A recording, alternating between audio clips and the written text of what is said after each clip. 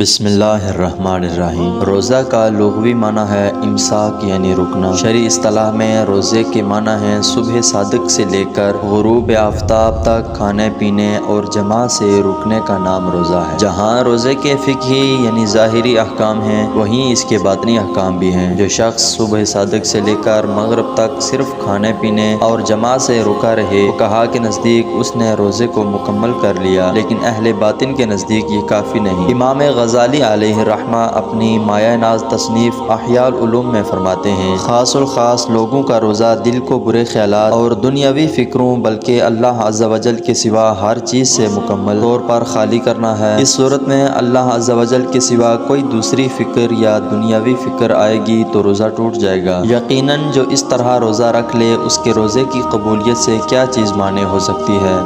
مزید فرماتے ہیں کہ فقہائے ظاہر وہی پابندیاں بیان کرتے ہیں جو عام غافل اور دنیا کی طرف متوجہ ہونے والے لوگوں کے لیے آسان ہوں، لیکن فقہائے آخرت روزے کی صحت سے قبولیت مراد لیتے ہیں، اور قبولیت سے مراد مقصود تک رسائی ہے۔ حضرت عبداللہ بن عمر بن عاص رضی اللہ تعالیٰ عنہ سے روایت ہے کہ نبی پاک صلی اللہ علیہ وسلم نے فرمایا، بے شک روزے دار کے لیے افطار کے وقت ایک ایسی دعا ہوتی ہے جو رد نہیں کی جاتی۔ الغرض جس طرح روزے میں اپنے آپ کو ظاہری عوارضات سے بچانا ضروری ہے، اسی طرح باطنی عوارضات سے بچانا بھی ضروری ہے۔ یہی وہ ذرائع ہیں جو قبولیت روزہ کی دلیل ہیں، جیسے کہ جھوٹ، غیبت، چغلی، بدنگاہی، گالی دینا وغیرہ ویسے بھی ناجائز و حرام ہیں، روزے میں اور زیادہ حرام، اور ان کی وجہ سے روزے میں کراہت آتی ہے اور روزے کی نورانیت چلی جاتی ہے۔ اللہ پاک سے دعا ہے کہ ہمیں روزہ تمام تر ظاہری اور باطنی آداب کے ساتھ رکھنے کی توفیق عطا فرمائے، آمین۔